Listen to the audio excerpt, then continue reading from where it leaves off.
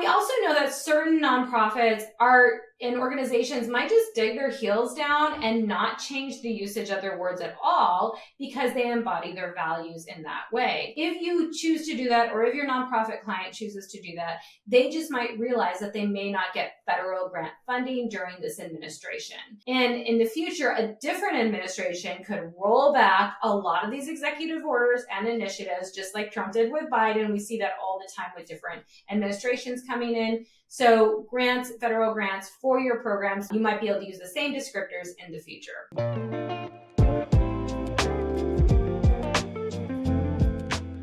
What is going on with federal grants in 2025?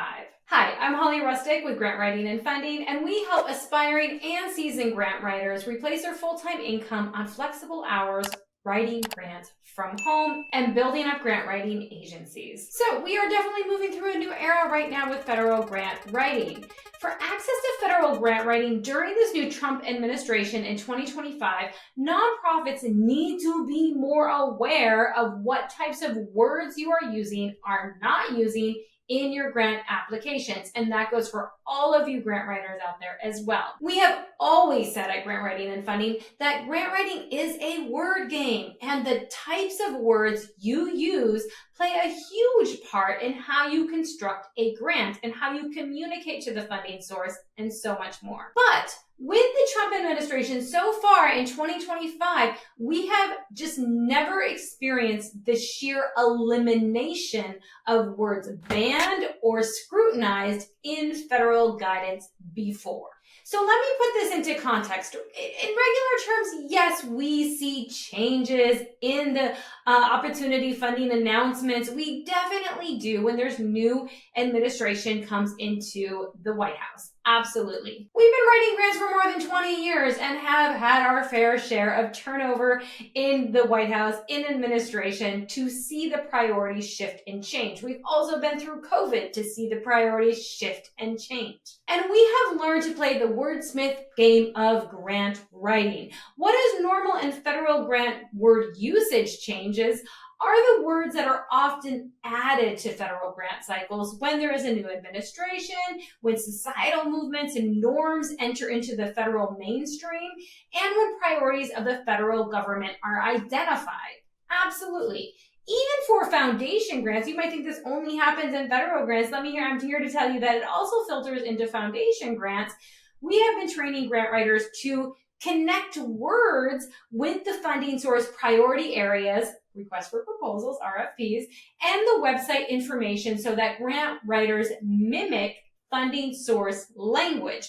Then we teach grant writers how to integrate these words into your programs in a way that aligns with what you do. This ensures that everyone is on the same page of communication with language and they know what that language means, and it helps with consistent language in your grant applications. This approach also helps nonprofits so they aren't mission drifting or scope creeping, but are aligning with the funding sources for their specific cause area. While we still entirely support this approach, the new rent in the bucket in February 2025 is the potential sheer number of words to not use for the new recommendations that we're seeing roll out from certain federal agencies. There was a leakage of what the program officers at the National Science Foundation are utilizing to actually review grants. You can see this here of how they're looking at words that connect to the executive order. We're pretty much thinking that this is the executive order for DE&I, LGBTQ, environmental justice, abortion, all of those similar things that were in the original memo from OMB that was to freeze federal grant writing, although that has been rescinded. However, when they're seeing certain words, they are now triggering or scrutinizing for these types of flow stops. This was released from, once again, the National Science Foundation. It is not released across the board for all federal agencies, so do not worry about that. But different federal agencies are releasing their own terms of how they're going to be evaluating federal grants. So let me preface this by saying that even if the nonprofit client that you have does not explicitly have DE&I programs, or other related programs that have been related in different executive orders, you may have been using certain words that are very common when using grant language or just the English language, okay? So according to the latest information on releases from federal project officers at the National Science Foundation, here are words that will trip wire for more scrutiny and potential stop order before reviews. There are a lot of words. Do you have to stop using all of these words? No. This is a leak from one agency, the National Science Foundation, and may not apply to other agencies. However, with the breadth of how this is rolling out from one federal agency, we do recommend that nonprofits contact your project officers at federal agencies if your nonprofit clients are receiving federal grant funding. Now, what I have for you today, and you can definitely go into the links in our YouTube description so you can grab what I utilize to actually replace a lot of these words that may not tripwire or cause scrutiny, but can align with how you can still use language to describe these words. Some of these words, as you saw, there's things like women, female, Black, disabilities, racism. There are some words here. Many of these words are literally just descriptors. They're facts. They're just words that we've been using for a long time. Can you not use any of these words now?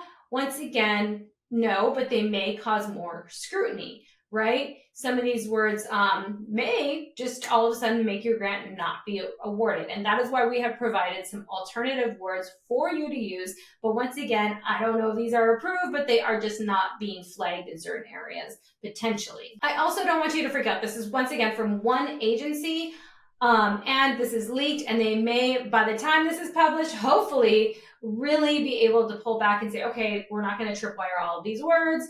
These aren't going to cause scrutiny. Like now that we've looked in, maybe they have like a smaller list, right?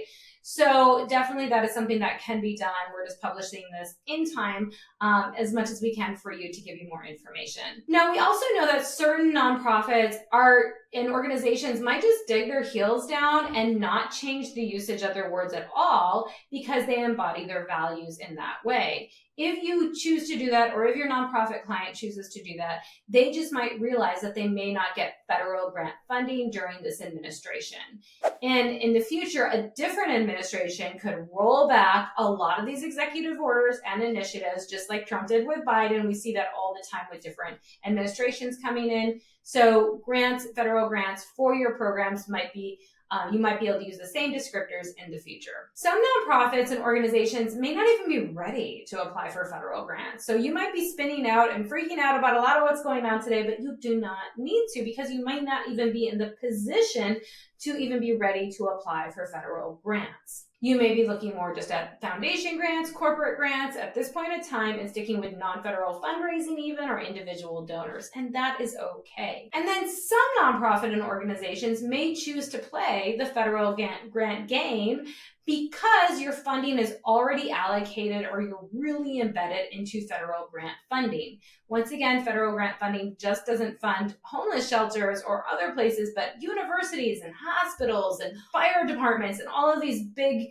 huge organizations as well that really do depend on federal grant funding. And they are going to have to pick up and play their game with the pen to really be able to convey what their needs are with a new type of language. And that way their missions can continue, but they may have to change words and approaches to get funding and have access to federal funding. There is no right or wrong way with how organizations may want to approach this either. If you are looking at how to initially reword some programs, there are a few different ways that you can seek to find the right word. Know that even if your words don't tripwire for scrutiny, the primary essence of your program might. So I do want to touch on this a little bit. So just because you wordsmith things doesn't mean they're not going to catch the essence of your program if they do not ideologically agree with it. So let me give you an example of past examples of wordsmithing that wouldn't change any essence to anything, but they're just playing the game, the word game. In the past, we have recommended switching out the word marketing to awareness, right, for your budget categories and grants. With this, there is a shift of how, like, if you have distribution materials about your program and you want to get the word out, you may just lean into using the word marketing, but a lot of organizations don't like to fund marketing because they may view marketing in a very different way than just distribution materials. So in that case, we say if you're doing distribution materials or PSAs or those types of things, some of the easiest way of how to reframe that is to say awareness materials, because you are creating awareness for your program. You are not changing the essence of what you are doing. You are just changing literally the word. Now, here is the 2025 federal grant word switching approach. Some nonprofit programs, even if you change words, you may still get denied because of the nature of your mission or your programs. Even if your program got to the review panel because you used this word game to get there and you weren't blocked or scrutinized, but the essence of your program may not align with what executive orders are pushing towards at this point in time. So if you provide pro-choice counseling, you may not be eligible for federal funding from a lot of different sources in this administration. This might mean that you need to seek alternative forms of grants, such as foundation grants, corporate grants, and other types of grants that are not federally funded at all. This might be a better use of your time than applying for certain federal grants at this point in history. But if you are writing grants and have been using words that have been prioritized in past administrations but may now be tripwired, how do you know that what words to use or how to replace them? Okay, I'm going to show 4 different ways of how I think you can move forward. One way is utilize ChatGPT to replace potential trigger words. And we've done that for you. I worked really hard with ChatGPT. You can see here. If you want to grab all these words, please do go to our website. We have the link in our show notes below, so you can go ahead and access these. I worked with ChatGPT a lot and it was very interesting on the different words and how we were trying to get to different items that may not tripwire as much. So this is just a different way of how you can still keep the essence of what you do, but have different descriptors on those words. So we definitely have this list for you if you would like to use this, or if you'd like yourself to go to ChatGPT and really teach it on how to rewrite certain things from a different approach, you can definitely do that. Some examples are going from socioeconomic to financial conditions, barrier to impediments, community equity to fairness in communities, diversify to broaden, historically to traditionally, and so on. So we have a lot of these words for you that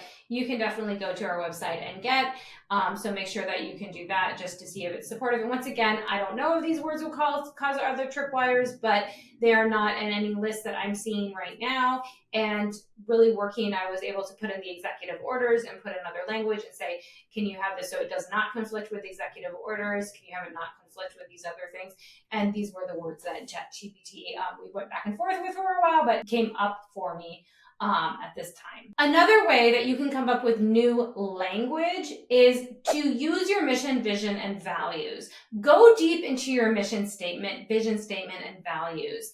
Are there any words that might exemplify your work that you're doing in a different way without losing the heart of your work? And are there words there that might not be words that would tripwire anything? And do you have trigger words embedded there that you may want to change without losing the essence of the nonprofit's value and work? So that is something you can definitely get together with your team, your stakeholders, or your board and look at those types of words. Number 3, I want you to be practical. At the end of the day, yes, words are important. Don't chase words to just get funding when the funding source is essentially not aligned with your priority areas. Even if you get a grant and if the funding is not aligned, the grant monies could be frozen, revoked, or not reimbursed in the future if they see you're trying to play just a word game and not really aligning what you're doing with their priorities. Even if this is against contract, you may have to hire a lawyer to fight this cause, and we're seeing that kind of play out in real time right now. If you're like, no, there's no problem here, but I'm just scared that I might use some words that they might not like and then not get the funding. If essentially your program is not out of priority areas and it's well aligned with the priority areas, or it's not even mentioned, like whatever, still apply, but be mindful of the words that you're using. And number 4, advocate. If federal grants are still vital to supporting your work and you feel like it is compromised with any of the Trump administration's executive orders, then it's important to advocate to your legislatures that can support your cause. At the end of the day, federal grants are political. So if you're saying, Holly, why are you being political? Because I teach federal grant writing. I help federal grant writers. We have to be aware of what's going on. And politics are where, as you're seeing, depending on who's in office, they prioritize different areas that they think are important to fund. And nonprofits and freelance grant writers with access to federal grants understand this. Even though nonprofits with certain 501c statuses cannot officially lobby, you can very much still share your programs, your priorities, and your concerns with lawmakers. You can still vote. You can still sign petitions and be members of larger nonprofit organizations such as the National Council of Nonprofits or nonprofit umbrellas in your community. You can still share what you're doing with folks in office, and that is absolutely okay. I know a lot of you may have large amounts of your budget funded by federal grants and that's a part of how you work. So just changing out some words may not do it, right? And you don't want to change the entire essence of your program. So really reframing this is going to be important, but I hope that even this bit of saying, okay, let's take a breath, even if we can kind of change some approaches here with some language, this is still doable, or it may be doable for your nonprofit. And I hope that it eased some of anxiety that some nonprofits may have. Once again, words are important.